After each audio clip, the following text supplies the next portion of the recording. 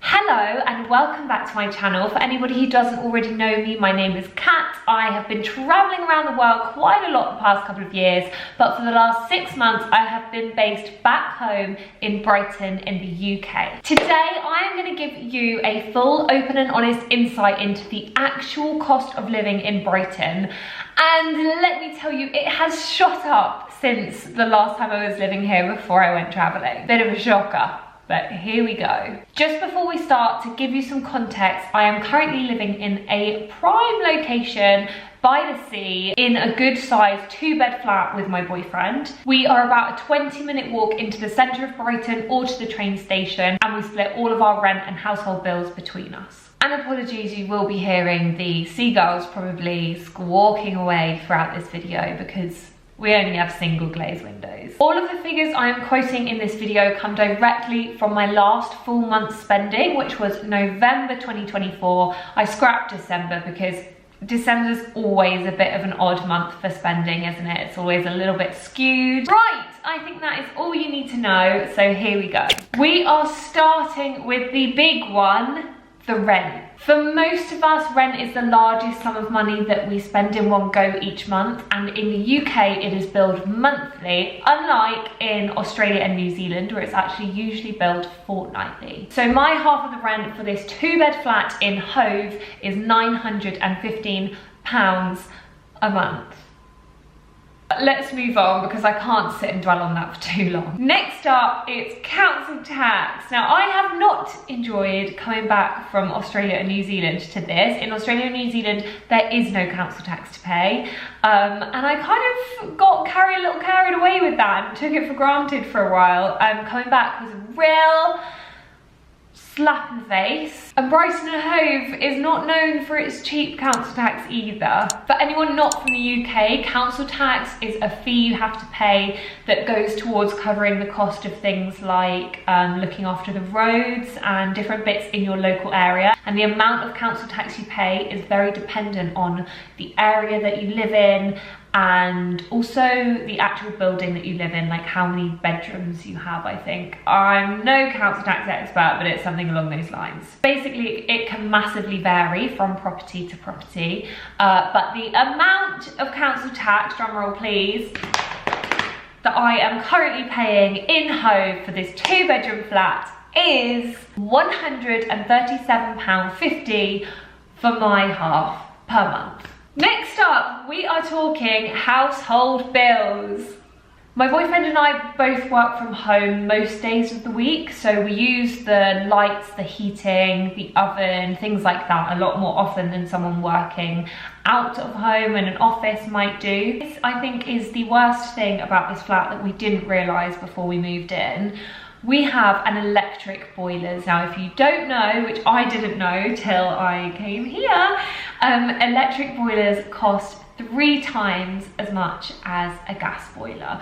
I believe most properties in the UK have gas boilers and gas central heating, etc. Well, we've got an electric one and it's bloody expensive. So for electricity, I currently pay £70 a month, but that is a fixed monthly fee that we set up with our energy provider at the beginning of our tenancy based on an average of what they thought we might spend. So far in January, and it's only been 9 days of January so far, we have spent £87.60. So that's just under £10 a day. And it's not that warm enough. We've not been having the heating on all day. We've not been doing anything too extravagant. In fact, we're quite careful because we know how expensive it is. We've been paying £70 a month, but we're gonna owe a lot more unless we manage to balance it out in summer. I'm not sure that's gonna be possible. It's so much money. And then for water, I pay £25 a month, which is my half, and that's just a set fee. I think that's pretty standard for a 2-bed flat in the UK, or at least in Brighton. Okay, moving on to my phone bill. I am a giffgaff stan. Giffgaff all life long. I live and breathe giffgaff. I am currently on a SIM-only contract with 20 gig and I pay £10 per month. What a dream! And actually, for anyone watching this from outside of the UK who's thinking of moving here, I would really recommend a giffgaff SIM. They specialise in SIM only deals, I think, and they're really good value.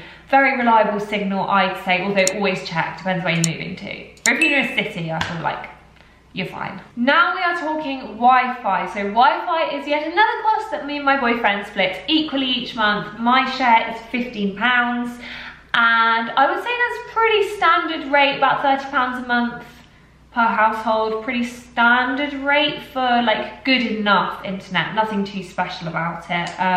So far, touch wood, no problems. Oh, and we're with OneStream. I've never heard of them before, but seems all right. Okay, on to another big shocker of a spending scenario.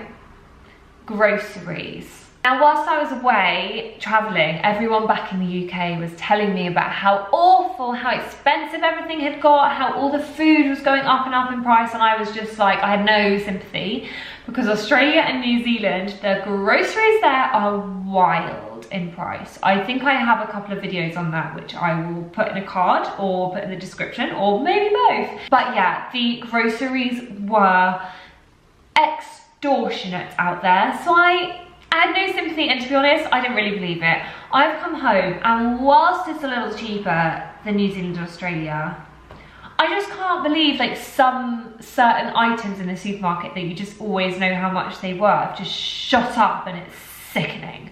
Anyway, I have definitely noticed that our food budget in the UK has had to go up significantly since we were last living here, and God knows what the cost of a Freddo is now. And if you're not from the UK, I'll put a little descriptor on the screen to explain the Freddo scenario, but essentially that is how we measure the cost of living in this country. Anyway, the number you have all been waiting for, I spend £162.40 per month on groceries. And that does include HelloFresh actually. We probably end up getting HelloFresh 2 to 3 times a month. We do find it's very useful for days when, if we have both gone into the office then and we're late home, just the ease of cooking something where all of the ingredients are already there, totally measured out, and you just chuck it all in a pan kind of thing.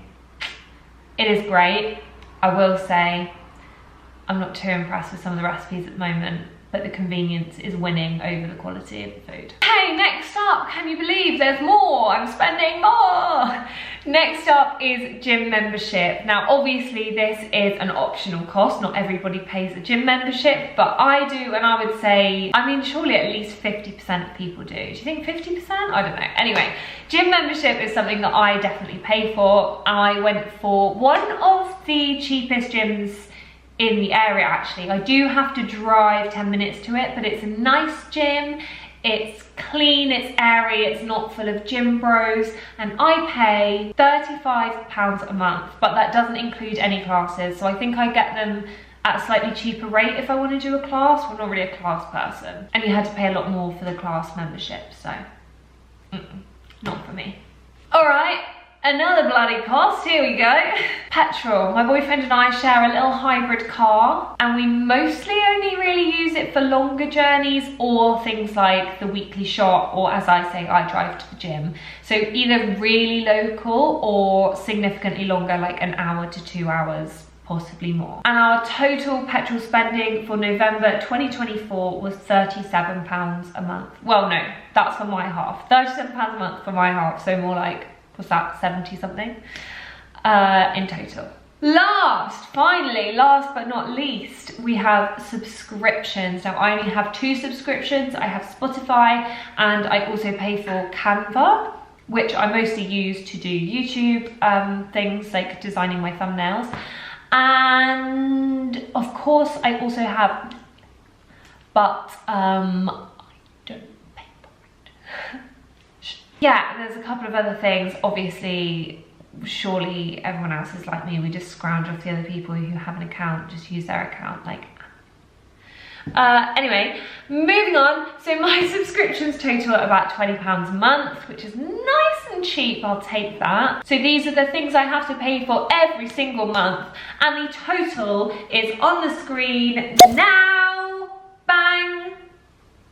£1,534. That is a sickening amount to think about falling out of my bank account every single month without fail.